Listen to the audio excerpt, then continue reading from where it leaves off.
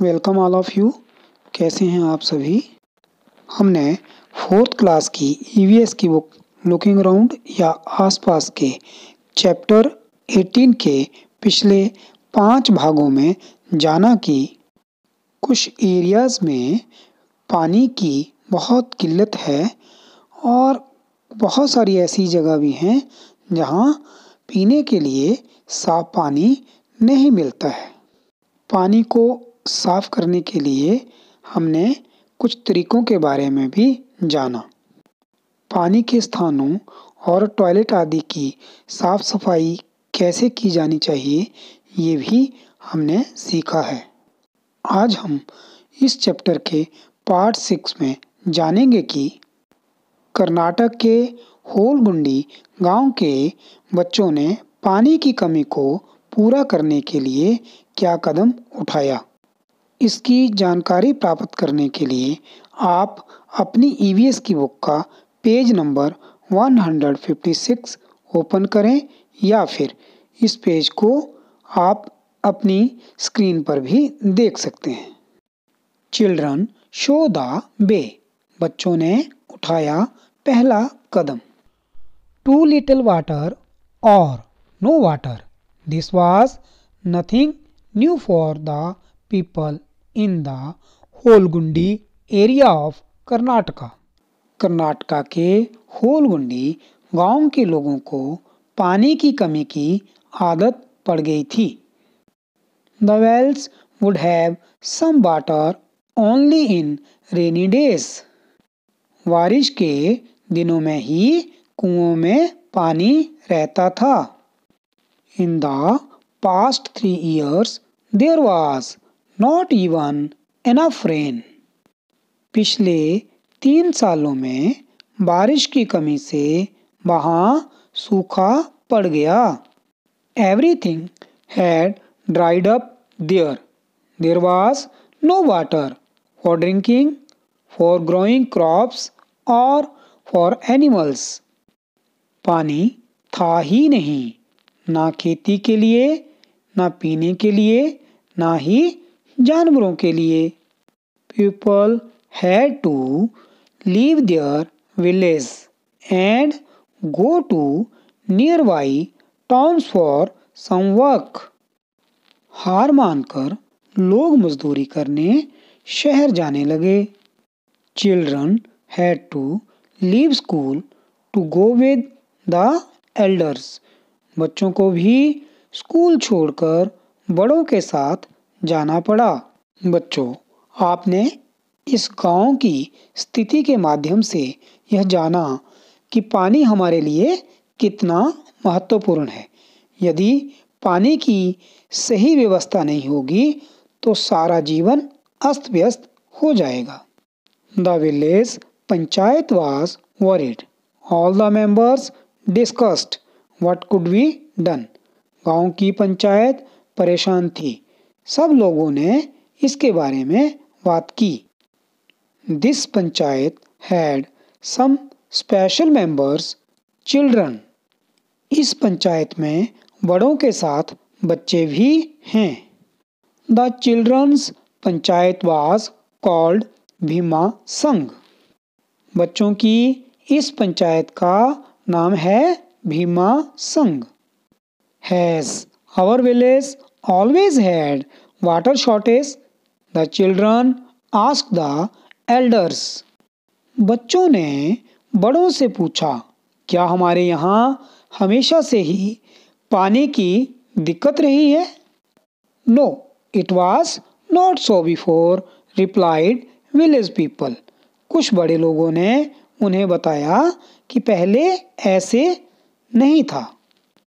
Some of the elders recalled that up on the hill there used to be a water tank.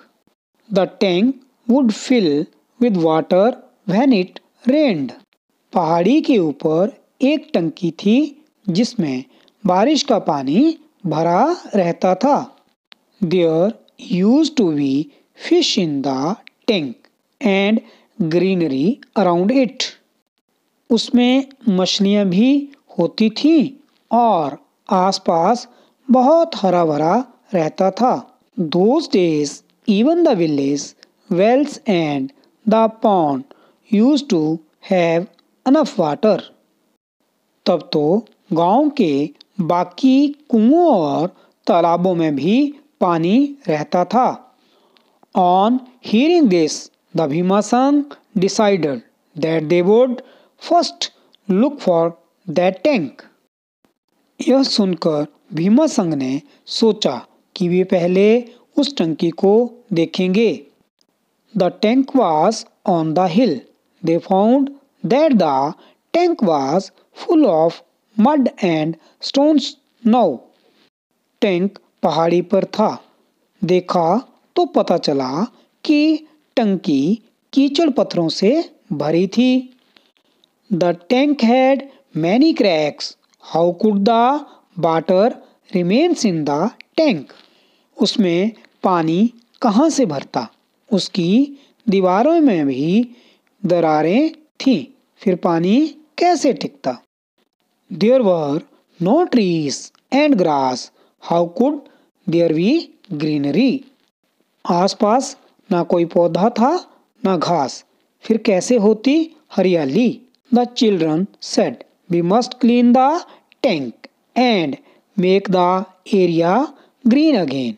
For this, it was important to first understand how things had been before and why they had changed now. बच्चों ने गांव के बड़ों से टंकी को साफ करने की और उसके आसपास की जगह को फिर से हरा भरा बनाने की बात की। This would help to plan for solving the water problem, and that too not only for 1 year but for the years ahead. पानी की समस्या का हल न केवल उसी साल बल्कि हमेशा के लिए ही ढूंढना था।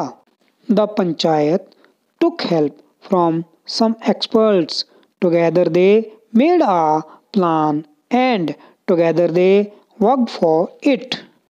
पंचायत ने शहर के कुछ लोगों की मदद भी ली। ये लोग पानी के रखरखाव के बारे में जानते थे। सबने मिलकर योजना बनाई और एक साथ काम किया। The tank was firstly properly cleaned. The cracks were repaired.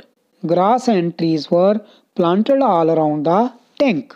उन्होंने सबसे पहले टंकी को साफ किया, फिर उसकी दीवार की दरारों को भरकर उसे मजबूत बनाया।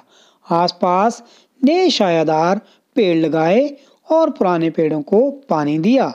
As the tank was on a hill, a lot of rainwater used to flow down the slopes. टंकी एक पहाड़ी पर थी। टंकी में पानी ठहरने के बजाय नीचे बह जाता था।